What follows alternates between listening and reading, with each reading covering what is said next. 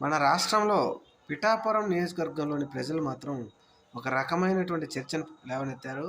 అదేంటి అంటే 2024 సార్వత్రిక ఎన్నికల సమయంలో ఉప ముఖ్యమంత్రి పవన్ కళ్యాణ్ గారిని గెలిపించండి అని చెప్పేసి జబర్దస్త్ ఆర్టిస్టులు మాత్రం లైన్లు కట్టి క్యూ లైన్లు కట్టి జబర్దస్తులు కావచ్చు, లేకపోతే సినిమాల్లో నటించే నాయకులు కావచ్చు, సినిమాల్లో నటీనటులు కావచ్చు, వీళ్ళందరూ వచ్చి పవన్ కళ్యాణ్ గారిని గెలిపించండి గెలిపించండి అని చెప్పేసి నానా రకాల హంగామా చేసి ఈ ఎలక్షన్లు అవ్వకుండా ముందు రోజే ఫ్లైటో ట్రైనో బస్సో ఎక్కి హైదరాబాద్ చేరిపోయారు.